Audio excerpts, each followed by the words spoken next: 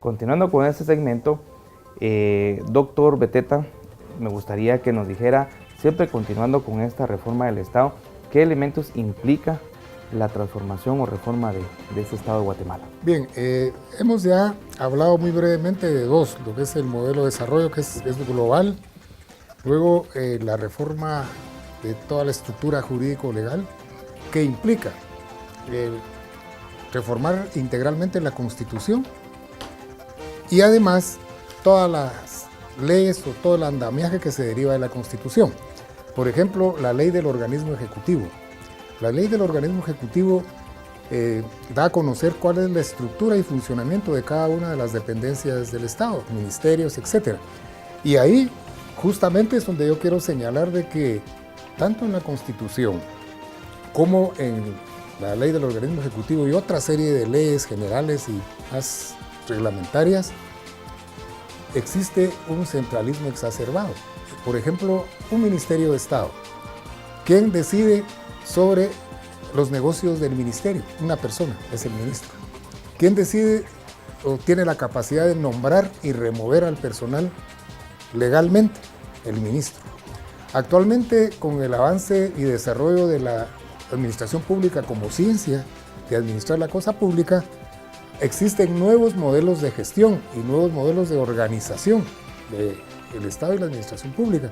Se habla, por ejemplo, de estructuras horizontales, donde hay equipos de trabajo.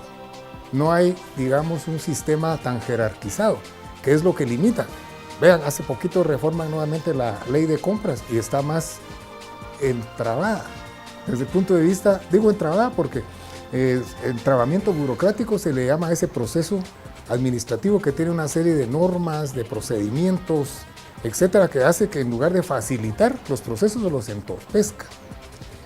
Muchos en el lenguaje coloquial dicen, hay mucha burocracia, pero el concepto es entrabamiento burocrático.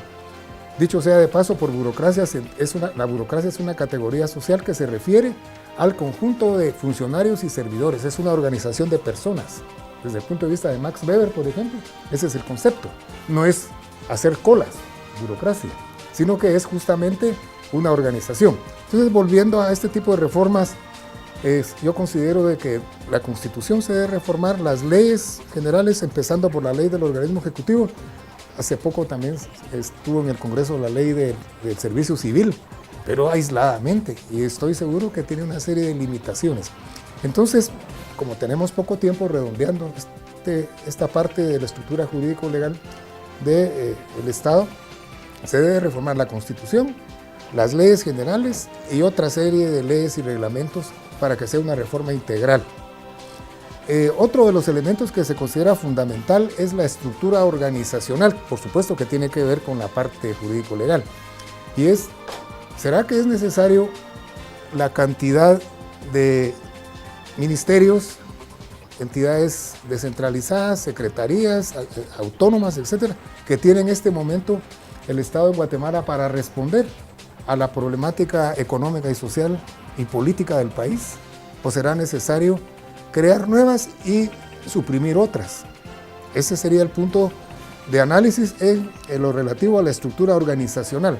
Según mi criterio, es necesario hacer un rediseño de ministerios. Hay ministerios que colisionan con su función con otras dependencias, por ejemplo, en el sector agrario, sector agrícola o agropecuario, como dicen otros, tenemos al Ministerio de Agricultura, que tiene que ver con toda la producción agrícola, pecuaria, etcétera, pero también aparece la Secretaría de Asuntos Agrarios, aparecen otras entidades como la CESAM, por ejemplo, que tiene que ver con la política alimentaria y nutricional, que tendría que articularse en una sola estructura institucional que tenga que ver con la producción, distribución y comercialización de todos estos productos para lo que se refiere a la parte del sector agrícola y la alimentación y la nutrición de la población guatemalteca. Pareciera que cada institución va por su lado. Por ejemplo, también es fundamental estimar cuáles serían las principales funciones en ese proceso de rediseño de las estructuras organizacionales. Pareciera que en lugar de rediseñar, estaba de moda recientemente lo que es el rediseño de procesos. pero sobre la base de lo que ya está, no sobre la base de ver una estructura distinta para responder a las necesidades de la población. Entonces, lo que se refiere al funcionamiento de la administración pública está íntimamente relacionado con la estructura organizacional vigente, la cual, según mi criterio, reitero, habría que rediseñar, volverla más simple, menos burocrática y más eficiente, más eficaz, que tuviera una gran efectividad sobre los problemas nacionales, porque pareciera de que se están haciendo reformas y la población sigue padeciendo cada vez agudamente más sus problemas, que todos los problemas sociales están asociados a la pobreza. En el campo de la salud, por ejemplo, tenemos graves problemas en las últimas administraciones. Y igual en el campo de la educación, se hicieron reformas al sistema educativo, con esto del nuevo pensum de estudios, digamos, toda la orientación para cambiar el magisterio que va a intervenir la universidad, pero a este momento, después de 4 años, no vemos ningún cambio. Lo único que se ve es de que se están profesionalizando un poco más, pero la población de edad escolar sigue creciendo y no hay una estrategia fundamental para resolver los problemas con visión de mediano y largo plazo. Otro de los elementos es lo que se refiere a la cultura organizacional, un poco lo que planteaba Edgar, y es que la cultura organizacional tiene que ver con una serie de principios y de conceptos que tiene que empoderarse la burocracia para poder dar mejores servicios. ¿Cuáles son los principios y valores que tiene la burocracia a lo largo de toda su formación histórica? Corrupción, exclusión, racismo, machismo, etc. Entonces, según mi criterio, todavía no hemos avanzado a un sistema eminentemente democrático, porque los principios vigentes, como los que acabo de mencionar, son de carácter autoritario.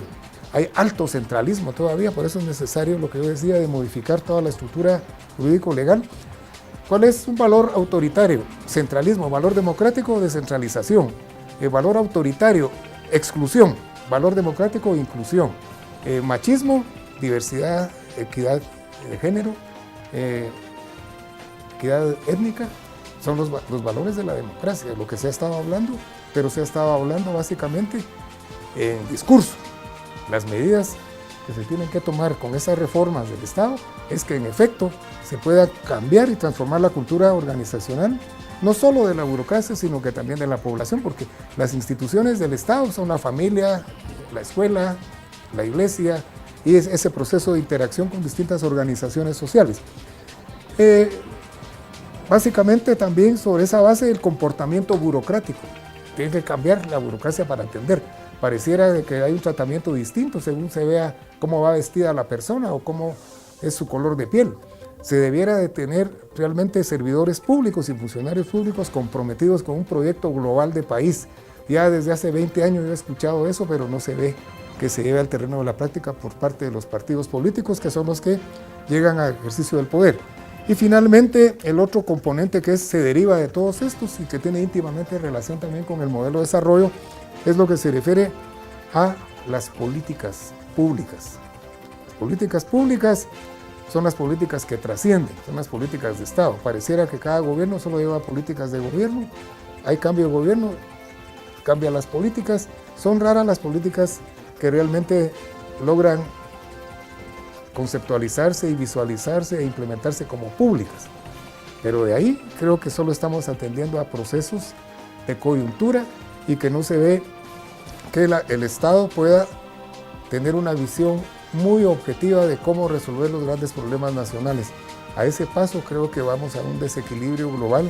En este momento vemos mucha insatisfacción de organizaciones sociales que demandan al Estado resolver grandes problemas nacionales. En estos momentos hay manifestaciones, hay grandes conflictos sociales que es necesario resolver y que desde luego se están tomando algunas medidas, pero hay que verlas con visión de corto, mediano y largo plazo, sentando las bases y las estructuras para que no solo el presente gobierno, sino que los que vienen puedan seguir esas líneas de trabajo para que conjuntamente Estado, sector privado y la población y la sociedad civil en general podamos desarrollar un programa de reforma y modernización del Estado que pueda de alguna manera darnos mejores condiciones de vida a todos los guatemaltecos.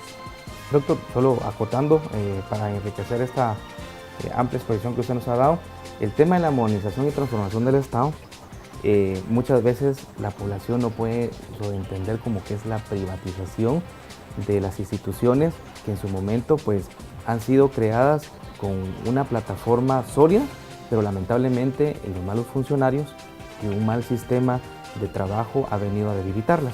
Para que nos explicara a toda la ciudadanía. Lo que sucede es de que ya Guatemala, como yo lo decía al principio, ha experimentado por parte de determinados sectores del sector privado su influencia y también transnacionales para poder reducir el tamaño del aparato de Estado, y esa cuenta se privatizaron entidades que nunca se debieran haber privatizado. Por ejemplo, el caso de Guatel, que ahora se llama Telua, los pedazos que quedan.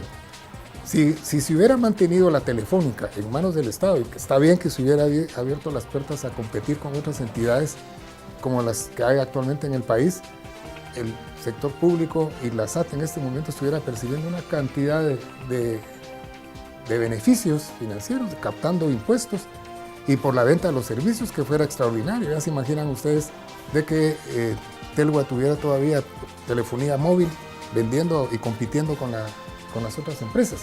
Entonces ese fue un gran error según mi criterio. Igual el caso de la energía eléctrica. Hay, digamos, detrás de estas concepciones hay posiciones ideológicas inclusive, pero una posición de país necesariamente debe mantener instituciones o empresas que sean estratégicas, como no se debe privatizar en ningún momento el agua, la luz, la energía eléctrica y otros servicios que sean fundamentales. De manera de que hablar de reforma del Estado no implica privatización, sino todo lo contrario, según mi criterio.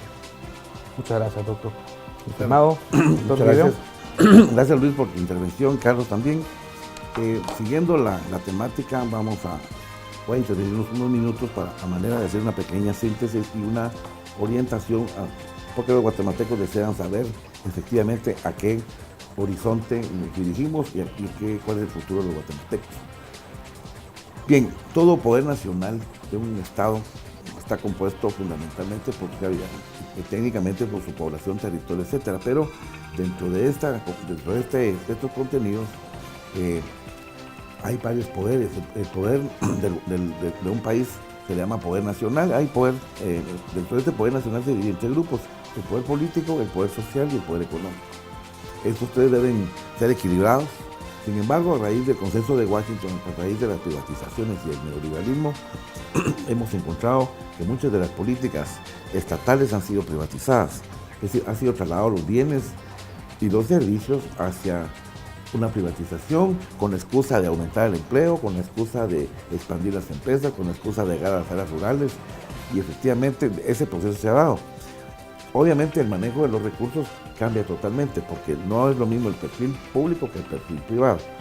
De tal manera que los factores de poder hoy están totalmente modificados. Hay una privatización permanente y filosofías permanentes, contenidos permanentes. De tal manera que hemos encontrado, y si uno visita las instituciones públicas, pareciera ser que han perdido un poquito el rumbo, ya no tienen contenidos culturales, no tienen contenidos administrativos.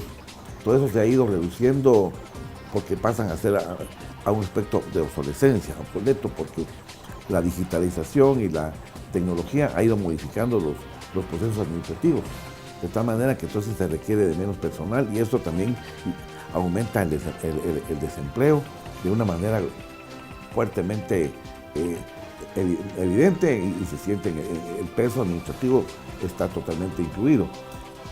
Eso debe ser tratado o trasladado básicamente a serie de conflictos. Entonces empiezan los conflictos sociales, políticos, económicos. Vemos hoy cabalmente que Codeca salió a las calles hoy, que en la ciudad de Guatemala, a las protestas, porque son sectores históricamente abandonados. El Estado nunca llenó requisitos o nunca logró cumplir las necesidades que la Constitución política establece.